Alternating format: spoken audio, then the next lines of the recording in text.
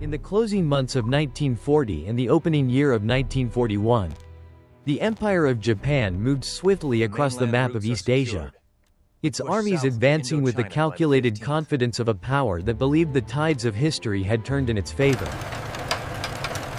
France, humiliated in Europe and divided under the authority of Vichy, could offer only a hollow resistance in its distant colonial holdings. In our known history, the occupation of French Indochina unfolded with a disquieting ease.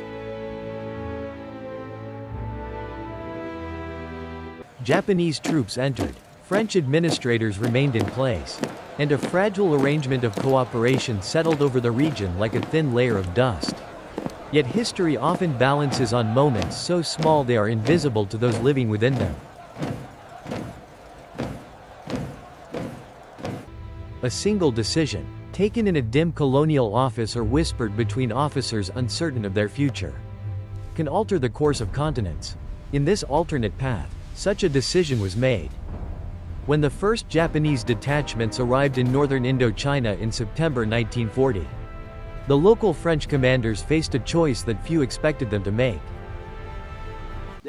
Rather than accepting Tokyo's demands for quiet occupation, a circle of officers, French professionals, colonial troops, and Vietnamese, Laotian, and Cambodian soldiers long embedded in the colonial military structure, began to organize a resistance that would transform the entire strategic landscape of Southeast Asia. Be ready for heavy resistance. At first, the resistance appeared little more than scattered defiance. Railway lines were sabotaged in the Red River Delta. Supply convoys moving south toward Hanoi encountered sudden ambushes along jungle roads. Communications towers fell silent in the humid nights. Japanese intelligence officers reported these disturbances as isolated incidents, the inevitable disorder of a colonial territory adjusting to new masters. But the pattern deepened. French colonial officers, many of them veterans of the First World War, quietly opened hidden depots that had once been prepared for a defense against European rivals. Yes, sir. Wiping the Cosmoline now. Rifles, ammunition, and radio equipment were distributed among mixed detachments of European soldiers and locally recruited battalions. In the mountain regions bordering China, colonial units withdrew into terrain where Japanese mechanized forces could not easily follow. What emerged was not merely a rebellion. It was the sudden birth of an organized resistance movement within a colonial army that had, until that moment, appeared loyal to a defeated government. For Tokyo, the implications were immediate and deeply troubling. Indochina had been intended as a strategic corridor, a quiet staging ground for further expansion into Southeast Asia. From its ports and airfields, Japanese planners envisioned the tightening of the blockade against China and the eventual projection of power toward British Malaya and the Dutch East Indies. Instead, the occupation force found itself confronting a growing insurgency that seemed to spread faster than it could be suppressed. Throughout early 1941, reports from the region grew increasingly alarming. Garrisons assigned to protect rail lines were forced to expand their patrols deeper into rural territory. Air reconnaissance flights revealed abandoned villages and burned supply dumps.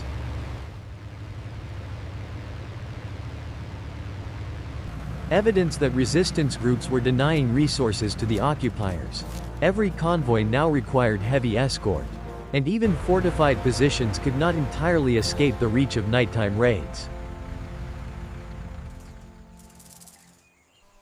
What made the situation particularly dangerous for the Japanese command was the composition of the resistance itself. This was not a purely nationalist uprising, nor a conventional colonial war. We avoid the bridge. We use the jungle route. French officers still commanded many units, but their ranks were filled with soldiers drawn from the diverse populations of Indochina. Vietnamese riflemen fought beside European artillery crews. Cambodian and Laotian scouts guided columns through jungle passes known only to local inhabitants. In the uncertain politics of wartime Asia, this alliance of convenience created an unpredictable force.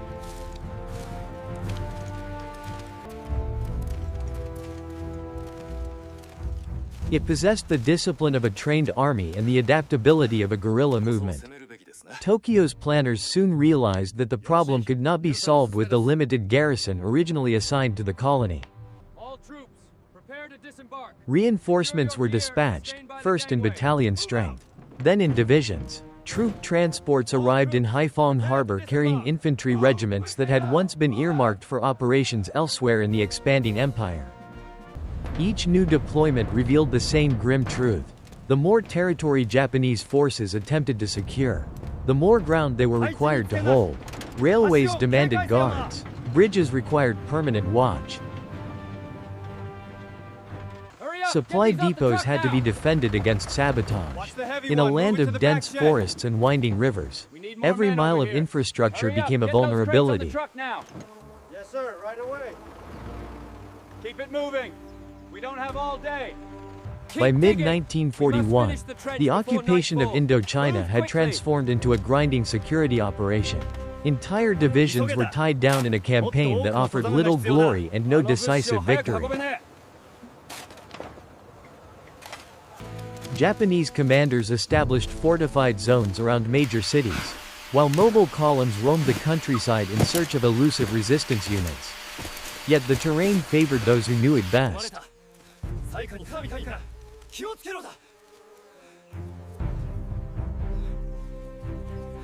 And the colonial troops who had once served under the French flag now used that knowledge to deadly effect.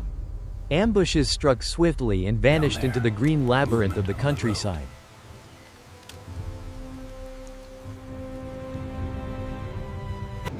Bridges collapsed beneath carefully timed demolitions. Even the telegraph lines, so essential to military coordination, became unreliable threads in a region where saboteurs moved unseen. As months passed, the strategic consequences of this unexpected war began to ripple outward across the Pacific. Japanese planners preparing for broader operations in Southeast Asia faced an uncomfortable arithmetic. Every regiment stationed in Indochina was a regiment unavailable for other offensives. The empire's grand strategy had been designed around speed, surprise, and overwhelming concentration of force. Now, an unplanned commitment threatened to dilute that concentration. In Tokyo, staff officers studied maps late into the night, calculating how many divisions could be spared from the Chinese front.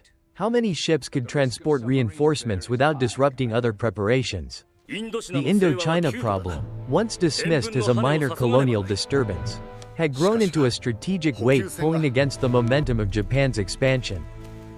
Meanwhile, within the jungles and highlands of the colony, the resistance continued to evolve. French command structures adapted to the realities of irregular warfare. Units were divided into smaller, more flexible groups capable of operating independently for weeks at a time. Supply caches were hidden deep in remote valleys. Radio operators maintained fragile links between scattered detachments, allowing coordinated strikes against vulnerable targets. For many of the local soldiers participating in this struggle, the motivations were complex. Some fought out of loyalty to their officers. Others sought protection for their villages or the promise of a different political future once the war ended. Whatever their reasons, their actions forced the Japanese army into a prolonged contest it had never intended to fight. Thus, by the end of 1941, the occupation of French Indochina had become something far removed from the quiet accommodation once envisioned by Tokyo. It was a war of shadows and endurance, fought across rice paddies, river deltas, and mountain jungles. A war that consumed manpower, strained logistics, and quietly altered the balance of power in a region already poised on the edge of global conflict. And in that slow, grinding struggle, the ambitions of an empire began, almost imperceptibly, to encounter the limits of its reach.